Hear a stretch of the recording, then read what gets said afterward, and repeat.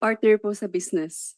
Partner sa business. Sa Whirlwind po. Sa Whirlwind. Opo. Okay. Mr. Sa Hindi ka Whirlwind niya na empleyado? konektado si Xiaolong. Hindi ka empleyado ni Hindi, Duan si Ren? Duan Ren U po. May ninong po. Bukod kay ninong mo na si Duan Renwu na tinatanong ngayon ni Senator Joel, yung Xiaolong na inulat ng PAOK sa Cebu ay konektado din sa Lucky South 99 at saka sa Whirlwind Corporation. Hindi ko po kilala, Madam Chair. That's impossible since ikaw ang boss sa So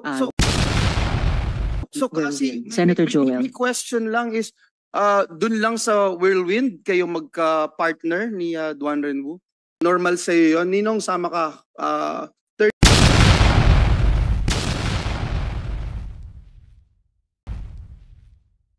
Mainit naman at mabibigat na mga katanungan ang binabato dito kay Cassandra Ong, kung saan nga ay napipiko na ang mga senador sa kanya dahil halatang halata na hindi siya nagsasabi ng katotohanan.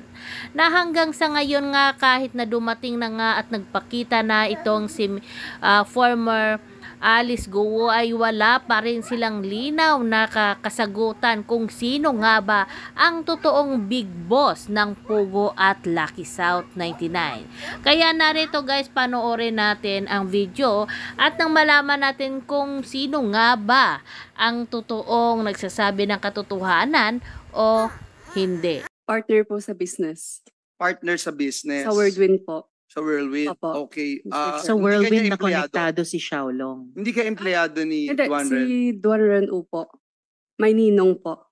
Bukod kay ninong mo na si Duan Renwu na tinatanong ngayon ni Senator Joel, yung Xiaolong na inulat ng PAOK sa Cebu ay konektado din sa Lucky South 99 at saka sa Whirlwind Corporation.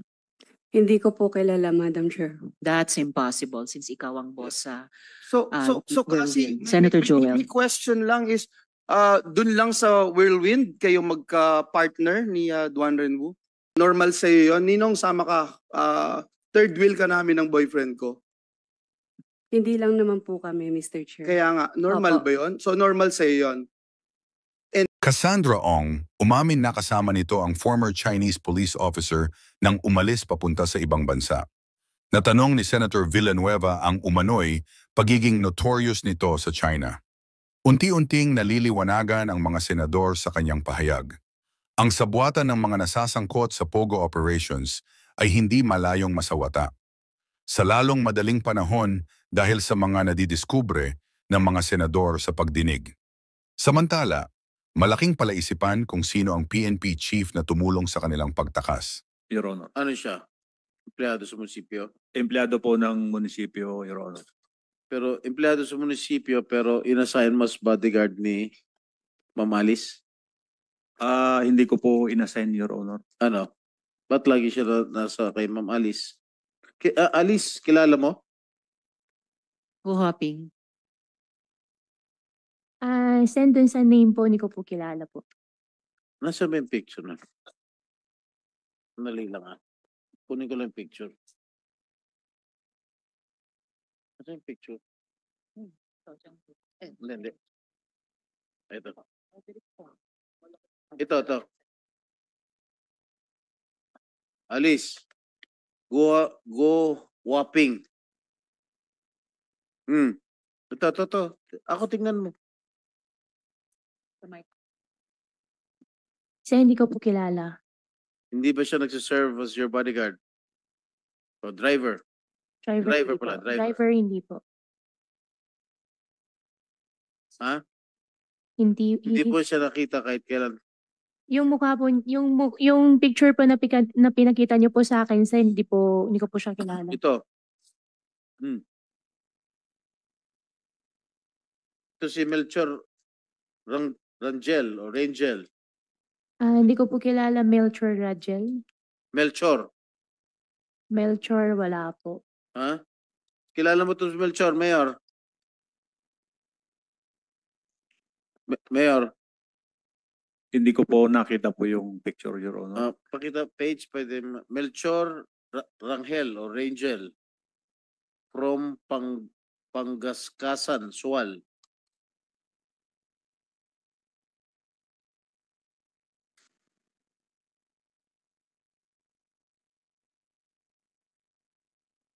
Empleyado mo ba? Empleyado po ito, Your Honor. Okay, saan siya naka-assign? Hindi po ako sigurado, Your Honor, kung anong department po siya naka-assign po, Your Honor. Alit-lit ng munisipyo mo, hindi mo alam yung mga empleyado mo kung saan naka-assign. Hindi ba in-assign mo kay Alice Go yan? Ay, As, hindi po, Your Or Honor. personal driver or personal bodyguard? Wala po akong inassign, Your Honor. Wala kayo na-assign. Alright. Yung hinihingi kong zonal valuation ng lupa na binenta mo, magkano? Natawag mo na ba sa municipal assessor mo? Wala pa po kung matawagan, Your Honor. Isusumiti ko na po. O yan, may bumubulong sa'yo sa likod. Isusumiti ko na po pag itanong ko po kung ayun ano po yung zonal value po. Your Honor. Nagtataka. Mayor, hiningi po namin sa inyo yun ngayong araw during this hearing. Simpleng fact lang po yun na madaling maitanong nyo sa assessor nyo magkanong zonal value ng lupa dyan po sa Suwal.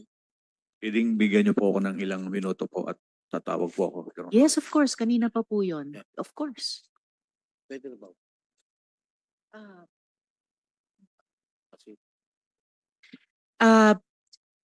Magtanong ako kay Yusek Cruz sa PAOK. Actually, may iba pa akong mga tanong sa PAOK pero dahil natatanong na rin namin at this point si General Karamat.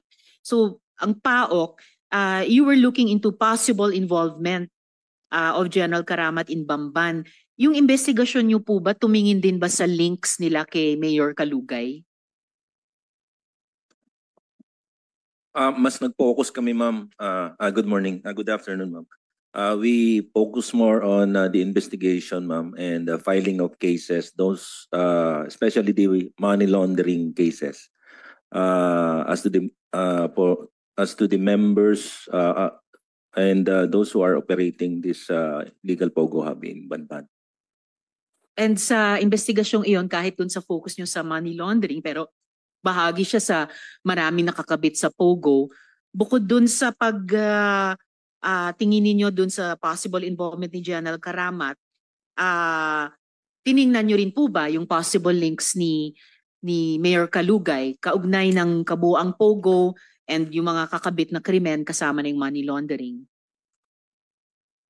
Kagaya, ma'am, ng sinabi ko kanina, ma'am, nag-focus po kami. Although initially, ma'am, may talagang nag-ingat kami as far as the application of the search warrant dahil may mga info nga kami, ma'am, na may mga involvement yung ibang kasamahan namin sa uniform service. But yung name ni General Karamat naman, ma'am, lumalabas yan as him being the chief ng CIDG during that time, ma'am. But as to the involvement, ma'am, hindi po kami masyadong nag-focus pa nun during that time. I see. Salamat, Yusek Cruz. Gusto rin acknowledge ng chair ang presensya ni Senator De La Rosa. Salamat kaayo sa pagdalo. General, did you want to say something? General Karamat? Thank you, Mr. Chair. Actually, sir, Madam po. Madam Chair, I'm sorry, ma'am. Binigyan ko lang kayo ng chance kanina, kaya Yes, ma'am. pangalawang Yes, round ma'am. na to na... Yes, ma'am. Sige po, go ahead, General. The reason why I was being called every time there was a hearing on this, because initially I was suspected to be involved in the Pogo dahil yung mga nag-raid ng Pogo na mga CIDG personnel was relieved accordingly, and di assume na nirelieve ko itong mga taong ito dahil they presume also that I was a protector of the Pogo. But I explained it already in toto this matter, the Congress, the reason why all those CIDG personnel who were involved in that trade, may rason talaga po na talagang may impending revamp, Madam Chair. Salamat, General. Pero timing talaga, no? Impending revamp, pero natuloy talaga kasunod ng successful raid na iyon ng PAOK sa tulong ng CIDG personnel noon. Meron akong huling 3 tanong sa PAOK and then bibigyang daan ko na yung aking mga colleagues simula sa SP pro tempore. Yusek Cruz, nung nakaraang hearing, tinanong ko po kung yung huling raid nyo sa Cebu naman ay nag-uncover ng link sa Bamban at pati sa Porac. Pwede niyo po bang i-expound on yun ngayon? In addition dun sa parang manual or analog na money laundering, no? 8 million pesos in cash na sinubukan nilang ilabas dyan sa Pogo Hub sa Cebu. Ano pa po yung pinaka-notable para sa PAOK na naibunyag ng raid na ito? Yung isang kinasuhan po natin, si Ginoong Xiaolong, is actually one of our subject persons of interest doon sa Lucky South 99. Siya po yung sinundan natin at sila po yung nahuli natin at nakasuhan natin dito sa Lapu-Lapu. The inquest proceedings, meron ako tayong resolution. Arraignment will be on Monday. So we're just clarifying with the IACAT Region 7 if we would have to bring in all the individuals back to Lapu-Lapu for the arraignment because we brought to Manila all the foreign nationals, ma'am, around 169 of them. Opo. Yung pangalan ng tao, Xiaolong? Xiaolong, yes ma'am. Nakakainis, no? Malapit pa sa pangalan ng isang pagkain na masarap. Yes ma'am, naging biruan po Nakakainis. namin yan. Yes ma'am. Diinan niyo siya sa kasong iyan. Yes ma'am, several witnesses have pointed to the man as one of the actual operators of Lucky South 99 Yes. na nakatakas po noong June 3. Yun nga po, babanggitin lang namin na nilipad po sila. Actually, 300 of them were flown from Clark International Airport to Lapu-Lapu. At 169 lamang po yung nakuha namin sapagkat yung ibang mga area sa subject ng mission order nang pinasok ko namin, walang mga tao. Siguro po nagpapahinga, lumabas and whatsoever. So, obviously ma'am, Madam Chair, honorable members of this Senate, meron pa hong ibang foreign nationals operating within the province of Cebu na kinakailangan pa ho nating mahuli. Tama po. Madam Chair, if I may. One related question kay Senator De La Rosa. Madam Chair, may I know from PAOK if you have a picture of this Xiaolong? Pwede natin ma-flash sa screen? Kasi baka mamaya nakikita natin, kakaharap natin yung tao niyan, hindi natin kilala. Yan na pala yung Xiaolong na malaking sindikato. Your Honor, nahuli po natin siya. Nahuli siya? Yes, sir. Siya ngayon? Nasa PAOK Detention Facility po, dito sa Pasay din po. 16 po silang nakasuhan na nahuli natin lahat.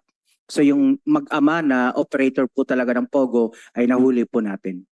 Okay. So wala kang picture dyan na pwede makita dito? Or siya ba yung sa video kanina na may hawak na Hindi po name ma'am. card? Yun Iba po pa? ay isang fugitive pa po. Iba pa po yun doon kay Xiaolong. Mr. Honorable Senator, will ask the staff kung meron po kami dala to... Kahit makita lang dito sa akin. Yes sir, okay po. Yes sir, we'll do that sir. Thank you, thank you. so much. Salamat, Thank you, Madam Chair. Senator Madam Chair. May we De La know the Rosa. relationship, Madam Chair? Yes, Senator That's what Joel. I asked. The relationship. relationship of this person to the Bamban or the Lucky South in Porac? Linked ba yung Xiaolong? Xiaolong is actually one of the owners, operators in Lucky South 99. Ganito po kasi, Your Honors, yung Lucky South 99, there were many locators within that particular compound ng Whirlwind Corporation. A good number of different Pogos were operating there. At yung isa po ay yung pinapatakbo ni Xiaolong. Okay. So nung nakatanggap po sila ng informasyon noong June 3, umalis na po sila. Okay. Quick question kay Miss Cassie Leong, Miss Cassandra. Kilala niyo po si Xiaolong? Hindi po, Madam Chair. Paano po posible yon? Kasi binabanggit po si Xiaolong in connection pareho sa Lucky South 99 at sa Whirlwind Corporation. Mula sa simula, yun lamang yung sinasabi mong konektado ka.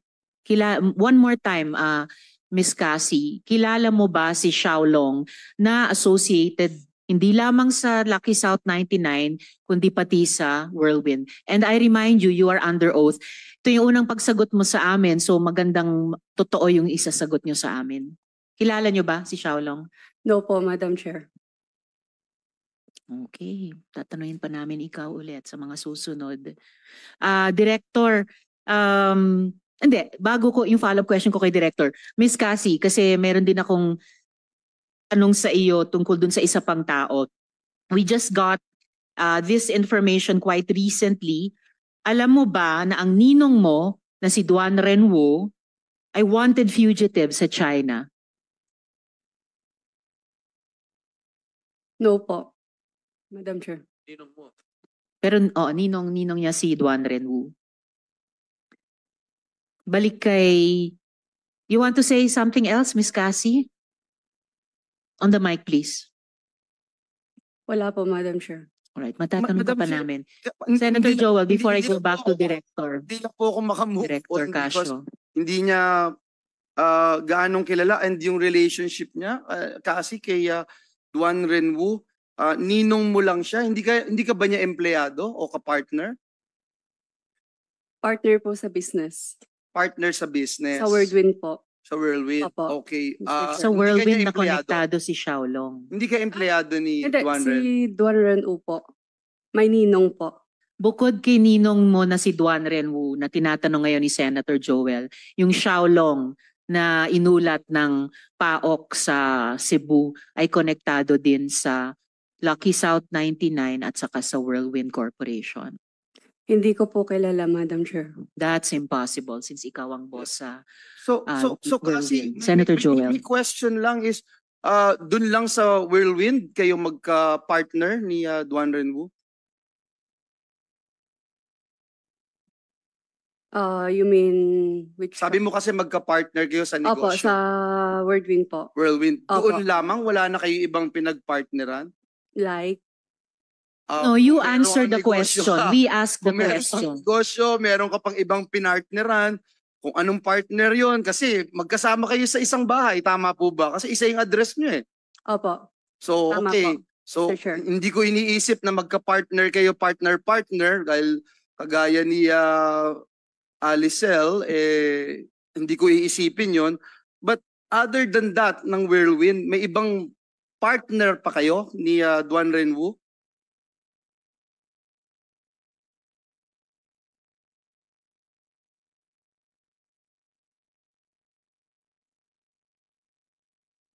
Alam niyo, mahirap magsinungaling dito kasi marami kaming dokumento, marami kaming ipapakita sa po. inyo. Yes, so meron. Opo. Ilang mga negosyo yung meron kayong partnership ni Duan Renwu? Mr. Chair, can I check it po? Can Sige I lang. double check Okay, po? sige, mamaya na lang Cassie, no. And lagi kayong no? I mean, close kayo ng ninong mo, Cassie? Close kayo? Tumitira kayo sa isang bahay eh. Opo. Close kayo. Mm. Ano yung relationship mo kay ninong Duan Ren mo? Magkasama kayo sa mga trips. For example, magkasama kayo sa trip sa Taipei. Natatandaan mo yun? Kasama si alias Alice at si Sheila. Natatandaan mo yung trip na yun? Opo. Question ko lang, bakit siya yung napili niyong kasama? Si Ninong sa isang barkada trip. Normal ba yun? Kung ang relationship mo lang Ninong? Mr. Chair, speaking of Taiwan po, parang Chinese New Year po yata yun. Yes. Opo, tapos nag-aya po yung boyfriend ko, si Wesley Go, na pumunta po sa Taiwan. Tapos po niyaya ko po siya. Kaya nga, ang tanong ko, hindi ba, normal ba yun na magyaya ka ng ninong mo, kasama mo yung boyfriend mo, na kine-claim mong boyfriend? Normal sa'yo yun? Ninong, sama ka, third wheel ka namin ng boyfriend ko. Hindi lang naman po kami, Mr. Chair. Kaya nga, normal Opo. ba yun? So normal sa'yo yun? And Chinese New Year's, tayong mga Pilipino, I'm sorry, hindi ko alam kung you're a real Filipino, hindi ka magse-celebrate ng gaya ng Chinese New Year nang hindi ka super close sa isang tao. Is that correct? You mean sino po yung hindi ko po? Si Duan Renwu. I'm talking about Duan Renwu. Close ko po siya. So close kayo talaga. Opo. So again, hindi mo alam, sabi mo that international fugitive siya, hinahanap siya, wanted siya sa ibang bansa, pero tumitira ka sa the same house with him. Yes po, Mr. Chair. Ang dahilan at sabay kayong umalis noong June 11, bakit hindi mo kasama si Duan Renwu Bakit siya yung ang kasabay mo, hindi pala si Wesley na boyfriend mo nung June 11? Noong June 11 po, travel po going to Singapore po. Yes, bakit Opo. hindi si Wesley ang kasabay mo? Bakit si Duan Ren? Nagkaayaan lang po. Si Duan Ren Wu, alam mo na isang dating police officer, Chinese police officer. Alam mo po yun? Yes po. Marami ba siyang tauhan na Chinese military officials na nagpunta rin dito sa Pilipinas? Sa pagkakaalam ko po, wala po. Meron po kasi, no, marami pong nandito at sila yung tinuturong notorious dun sa mga torture chambers, mga kidnapping at mga crimes that committed here. Bakit ka nasa Malaysia nga pala, Miss Cassandra, with the Guo siblings? Kasi hindi ka sumabay sa kanila papunta doon, di ba? Tama po, Mr. Chair. Bali po si Wesley Go po, nag-message po siya sa akin na magta-travel po sila going to Malaysia. Sinabi niyang tatakas sila. No. Hindi mo alam na tatakas si Sheila at alias Alice at si Sheila patungong Malaysia? No po, Mr. Chair. Sige po. Madam Chair, I will not take the time of our colleagues. I will just propound my questions later. Thank you. Salamat. Thank you din, Senator Joel. Last two questions ko sa PAOK, Yusek Cruz. Nung nakaraang hearing nga, nabanggit yung mga pangalan ni na Duan Ren Wu, Huang Ziyang at saka Zhang Jie. Pwede nyo ba kaming i-inform kung nasa saan itong tatlong tao ngayon? And magkakasama po ba sila?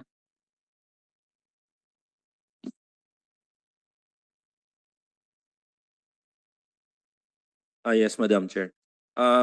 Wang Ziyang is now in Hong Kong. Hong Kong. And it's confirmed, ma'am. And Di ba may nagsabi na sa Hong Kong na rin daw si Wesley Guo? Nag-link up ba sila? ni Huang we're trying Ziyang? to validate the information as to the presence of Wesley Go in Hong Kong right now. Okay. And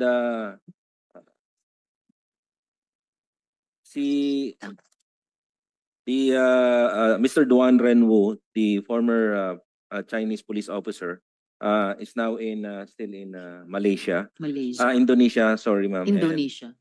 And Zhang Jie. is still in Singapore. The one who helped Alice, former Mayor Alice Go. Siya yung in ZJ Singapore. po na nag-reserve ng mga kwarto. Yes, ma'am. That's the initial ZJ is Xiangji. Nasa Singapore pa po. Yes, ma'am. Okay, so hindi sila magkakasama. Quick follow-up question kay Miss Cassie. Sina Wesley Go at si Huang Ziyang ay nag-link up sa Hong Kong ngayon? Hindi ko po alam, Madam Chair.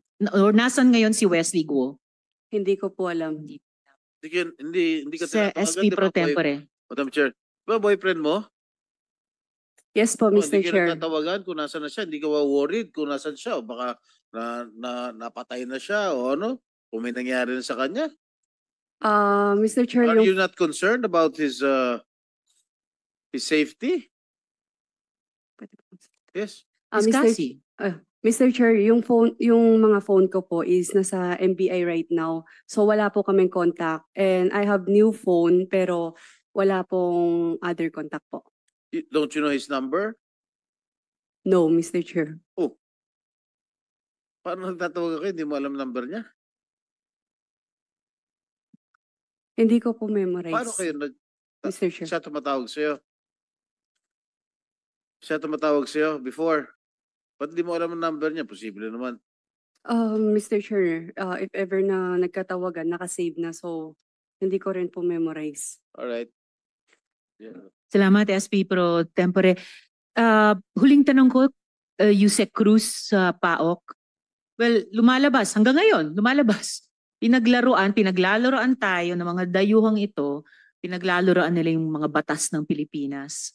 Mula sa illegal na gawain, kabuuan ng POGO, hanggang sa torture, human trafficking, pati pagtakas mula sa otoridad. So, sino po sa pagkaalam ng PAOK, yung mga dati at kasalukuyang opisyal ng gobyerno ang lumalabas na tumulong at nakinabang sa buong sindikatong ito?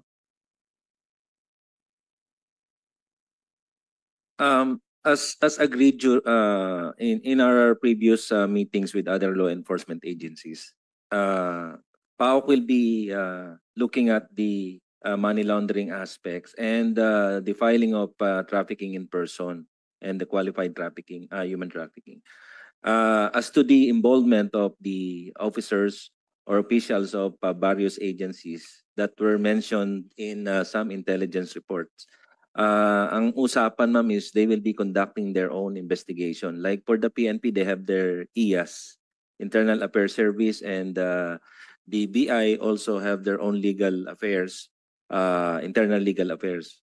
Ganon din, ma'am, sa NBI. So, hindi na kami, ma'am, pumasok courtesy, ma'am, sa mga agencies, ma'am.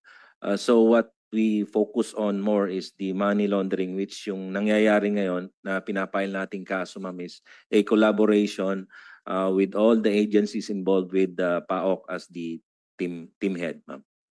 So pero team head kayo, nagkaroon lang kayo ng division of labor Yes, in ma'am. terms of the major issues Yes, ma'am. konektado sa Yes, Pogo. ma'am. Although narinig ko ulit dito sa tabi namin si Senator Joel, ang tagal lang talaga. And I hope na yung sinasabi niyong siguro institutional courtesy sa pagitan yung mga ahensya will not fall again into yung extreme and unreasonable na compartmentalization which partly has led to this problem. Meron ba kayong kahit time frame kayo bilang team head na either ni-recommend nyo, napagkasundaan yung mga ahensya within which you will finish your investigations at ma-i-inform nyo sa publiko? Kasi kami dito sa Senado, malamang mauuna sa inyo. Siguradong mauuna sa inyo sa pagsara nitong aming investigasyon and then we will present our committee report. Di naman kayo siguro masyadong matagal na mahuhuli sa amin? Do you have a time frame? Yes, ma'am. Actually, ma'am, every week we have this meetings, ma'am. And every time we always try to prepare for Senate hearings. Kasi, ma'am, we are anticipating that these questions will be asked as to what happened sa mga iniimbestigahan ng mga tauhan. But I think the agency is concerned, ma'am. Siguro, ma'am, we will remind the agencies, being the team head, ma'am, we will remind all the agencies that they come up with the result of their investigation already. Kasi nga, itong mga last few weeks, ma'am, we focus more on the filing of the cases. Yes, ma'am. So possibly within a month, matapos na yung mga investigasyon nyo? Yusek, shall I recognize Director Casio? Yes. Madam Chair, we, as stated by the good Yusek, we have different taskings po. So we meet every week, and last week our prosecutorial team have discussed other cases to be filed in relation to the question that you were stating earlier on, Madam Chair. So I think we've given ourselves until the end of October to conclude all case filings in relation to Bamban, if I recall it right, ma'am. Right. O at least clear timetable yon, end of next month. Yes, ma'am. Pag-file ng lahat ng kaso. We will Kaugnay ng conclude. Bamban. Yes, ma'am. Kailan naman po yung sa Porac? Porac, ma'am, nagsimula pa lang po tayo mag-file. We submitted for resolution. We submitted the complaint, if I'm not mistaken, only last week in relation to Lucky South 99. So we would defer to the Department of Justice panel of prosecutors, ma'am, as to their timetable. And dun sa mga kasong tatapusin yung i-file sa Bamban at sinimulan nyo lang trabahuin sa Porac, hindi lang ito tungkol kina Guo Huaping. Meron ding mga government personnel or officials na kasabwat nila sa Pogo operations mismo, the crimes related to the Pogo operations at pati yung pagtakas ni Guo Huaping. Yes, ma'am. Without going into specific details, the answer to the question is affirmative. Alright, salamat. Kasi sa ngayon, para sa amin, yun yung isang malaking gap pa. Dahil hindi naman pwedeng si Guo Huaping lamang ang mananagot sa kung anumang mga krimen ang mapatunayang nagawa nila. But yung mga kasama natin sa gobyerno who aided and abetted, even profited, kung totoo yung mga lahat tayo nakakarinig na ganyang mga usap-usapan ng suhol, no? One of the worst things in government, ay dapat matukoy din para yung hustisya ma-deliver sa ating mga kababayan. So, huli na lamang before I turn over to SP Pro Tempore, Senator Jinggoy. Isang tanong kay Ms. Sheila mula sa akin sa hearing na to. So, ulitin ko lang, talaga bang hindi mo alam na ikaw ang may-ari ng Alicel? Hindi po. Kasi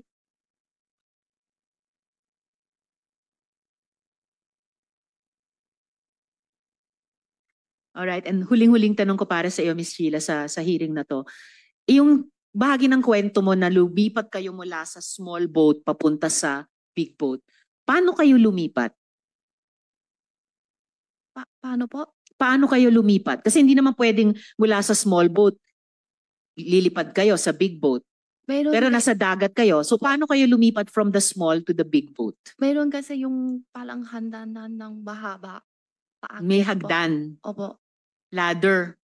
Hindi ko alam kung ano tawag yun po. Yung hagdan ay dala sa small boat or galing sa big boat? Galing sa big boat. Galing sa big boat. Ano, sa gitna ng SP pro dagat? tempore. Opo, nasa dagat po. Sa gitna ng dagat, merong lumabas na ladder? Opo, yung galing sa malaki lamang. Tapos umakyat kayo sa ladder. Ganun ba? Opo, may naakyat po kami. Sa gitna ng dagat. Opo. Di So, ba maalon? Medyo po. Pag nahulog, dire-diretso tubig. Opo. May mountain climbing na nangyayari dito. Kung totoo yung kwento mo, Miss Sheila. So, at this point, susunod na magtatanong, SP Pro Tempore, Senator Jinggoy. Thank you, have the Madam Chair. floor. Alias Alice, tumingin ka sa akin. Lumalabas na nakalap ng aking tanggapan, isa ka sa nagtayo ng 3 Lin Q Farm noong taong 2015. At ikaw mismo nagdeklarang CEO. Correct?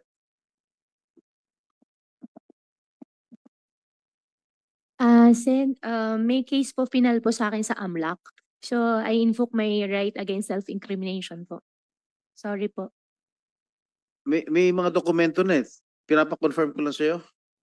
Opo, Sen. Pero may na-file na rin po sa akin ng AMLAC. Okay, what is the nature of the business? The nature of the business po is piggery po. Okay, where is it located? Malabobo. Where? Malabobo, mga Tarem, Pangasinan. Mga Tarem. Is it still operational? Sa ngayon po, Sen, hindi ko po alam. Hindi mo alam pero ikaw CEO. Sen, I invoke my right against self-incrimination. I'm just asking you if it is still operational. That is not an incriminating question. Operating po, hindi ko po alam as of the moment po. Gaano kalaki itong farm na ito? Gaano kalawak? Sen, pasensya na po talaga. Gaano kalawak? That is not an incriminating question. May final na po sa akin ng AMLAC po. That is for not an incriminating question. You answer. Opo, pero may na-file na po sa akin si AMLAC. So what? I'm just asking you, gaano kalawak? Sen, hindi ko po alam po yung exact po. At alam ko po, Sen, na since may na-file na po sa akin ng AMLAC, I invoke my right against self-incrimination po. But I'm telling you, my question is not incriminating. So you can just answer. Ilan square meters? 1,000 ba? 2,000 ba? 3,000 ba? Sen, pasensya na po, may na-file na po sa akin ng AMLAC. Alam mo talaga. Ilan yung alaga mong baboy doon? Sen, pasensya na po talaga. Ha? Sen, may na-file na po kasi sa akin ng AMLAC. Kaya lahat po ng sasagutin ko po dito, may use against me po. Piggery lang yun. Hindi mo alam kung ilan yung baboy na ano. Why are you always invoking your right against self-incrimination? That is not, Attorney Stephen, you ask your client to answer that it's not an incriminating question. Gaano kalawak yung farm? I cannot teach my client to answer because it's up to her whether she knows whether the answer will incriminate her or not. But do you think that my question is incriminating against her? It's not about how we think, Your Honor. It's about how she believes it will incriminate her. That's her right, Your Honor. That's her constitutional right. I know her rights, of course. She can always answer that, but we cannot ferret out the truth if she always answers that way. Meron bang business permit? Yung ano? Your Honor, sa ngayon po, hindi ko rin po alam. Kasi nag-ooperate ang yung 3 Q farm, wala kayong business permit, wala kayong sanitary permit, wala kayong fire safety inspection permit, wala kayong DNR permit. Oh, at bakit hindi mo dineclare yung 3 Lin Q farms sa salin mo nung 2022 hanggang 2023?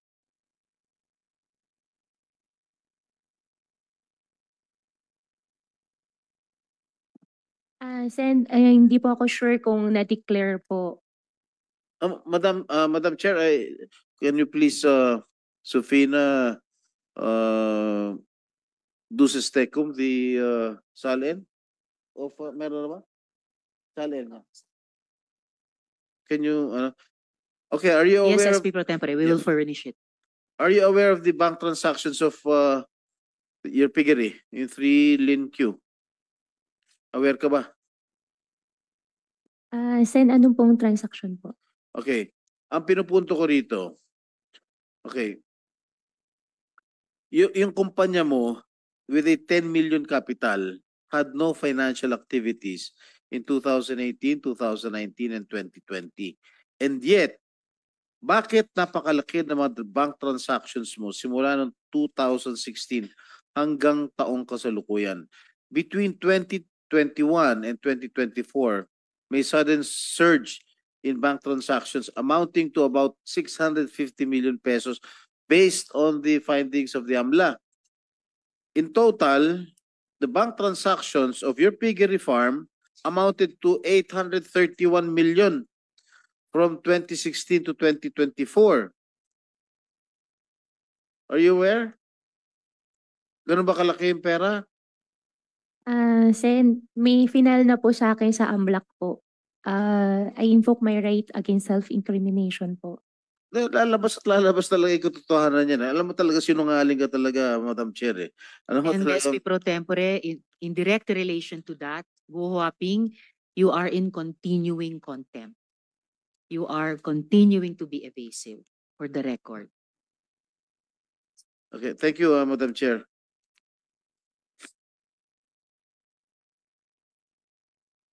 Oh, dito sa salin mo, you did not declare. Walang pangalan ng 3 Lin Q farm.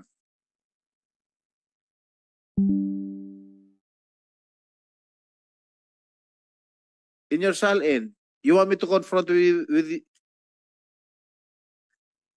with these papers, with these documents?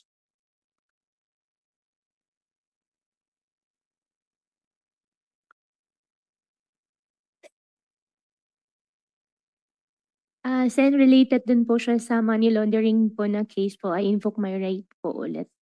Sorry po talaga. Crazy talaga ito. Anyway, are you aware of the fund transfers that you personally made and the bank transfer of 3 Lin Q farm to RMCE Metals? Ano yung RMCE Metals? Your Honor, RMCE, kung di po ako nagkakamali, bentahan po yun ng mga bakal po. O kaya nga, nag-fund transfer ka ng pera? Natatanda mo ba? Your Honor, Amount, September 20, 2016, amounting to 979,000 pesos. Your Honor, yung pangalan po na RMCE po, RMCE naalala ko po, pero yung amount po, hindi ko na po maalala. Madam Chair, RMCE Metals, Madam Chair, is AMLAC's person of interest, if I'm not mistaken, for illegal drug activities. And aside from 3 Lin Q, you yourself remitted to RMCE Metals 800,000 in a single transaction in 2019. What is that for? Ang transaction po namin kay RMCE po is puro bakal po.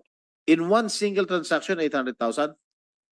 Bakal lang po yung natandaan ko po na binili po namin sa kanila kasi yun lang po din yung alam po namin na product po nila. So, Madam Chair, I think these corporations, along with several other companies of alias Alice, are just being used as a front for money laundering.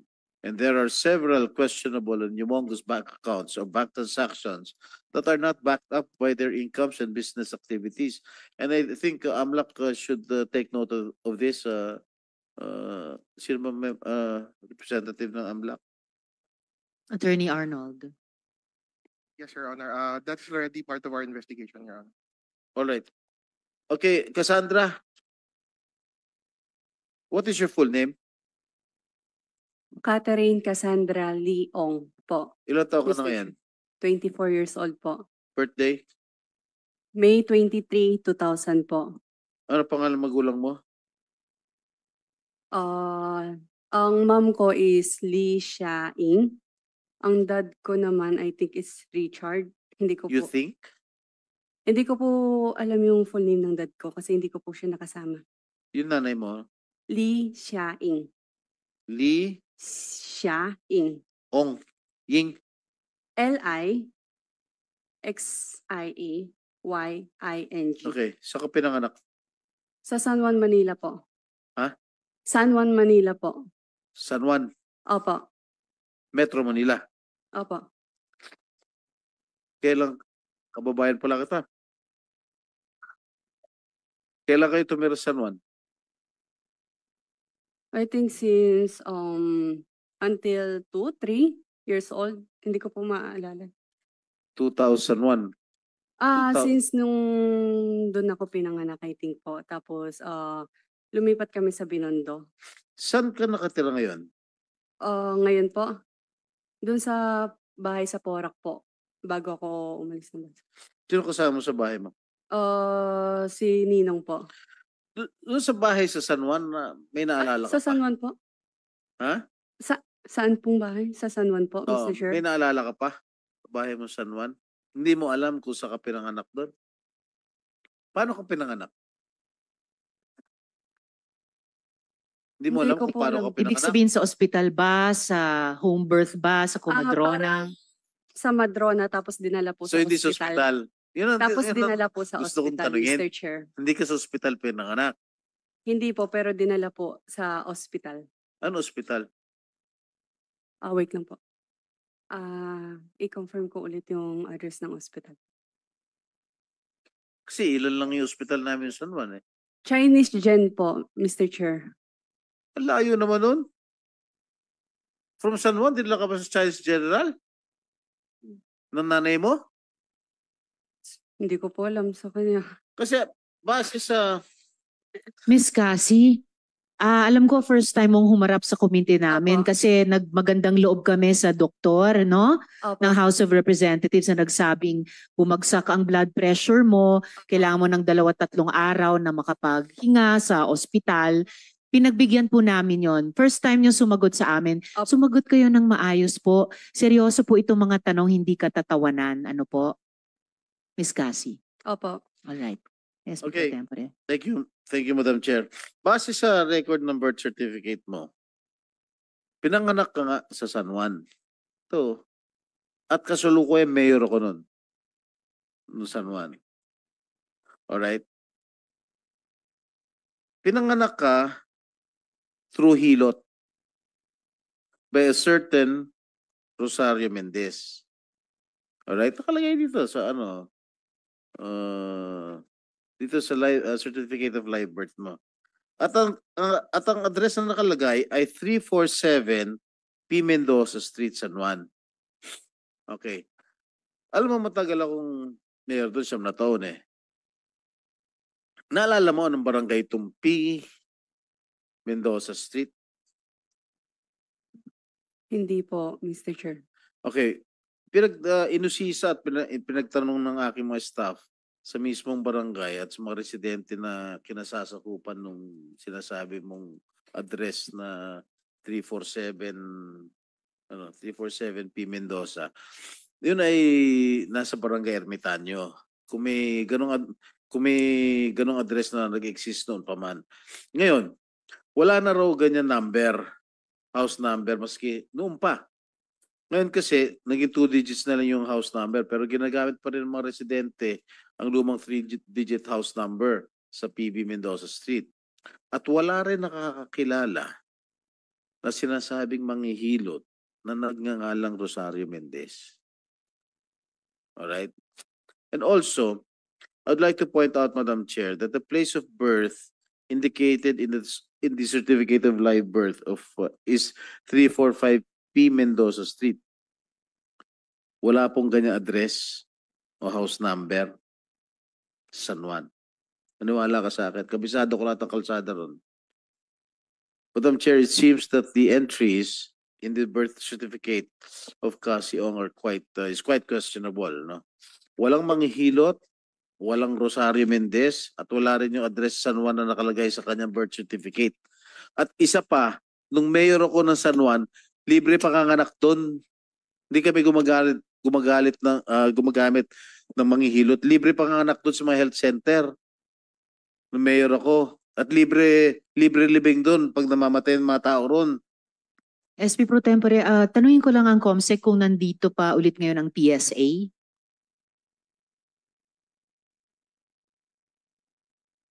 Yeah, I think so. So SP Pro Tempore, baka pwede nating i-bring sa attention ng PSA ito, i-check yung regularity or irregularity nitong certificate of late registration of live birth. Is there a birth certificate. representative from Meron daw PSA? po, SP Pro Tempore. Saan? Kayo po ba, taga PSA? Ayos. Nakapanumpa kayo kanina? Previously. Okay na po yun. Could you have a copy? I am on hold of a certification from your office that said subject, yung Ying Xia Li, allegedly the mother of Cassie Ong, wala negative record of birth in the PSA CRS database. At yung Ying Xia Li and Richard Ong Chow Hong, negative din ang record sa based on record of marriage in the PSA CRS database. Do you confirm this? That's confirmed, Your Honor. Because the parent, the mother is a Chinese, so hindi siya pinanganak talaga dito sa Pilipinas. The father allegedly was born as Chinese, but parang merong pinapakita in the Congress, in the House of Representatives, that the father was naturalized. So kaya yun yung nakalagay doon sa COLB ni Miss Cassie Ong. Kasi they have no record of their marriage in your database. Even though their purported marriage indicated in her birth certificate happened in December 13, 1998. In Manila City Hall. This is another case of questionable birth certificate issued through late registration. And there is no basis for the issuance of Cassie Ong's birth certificate. They should be investigated, and they should immediately be cancelled if there are findings. Yes, Your Honor. We have already launched fact-finding investigation on the ground sa LCRO ng San Juan City. In fact, ongoing pa rin yung fact-finding. Ito, late registration. Pinanganak siya May 23, 2000.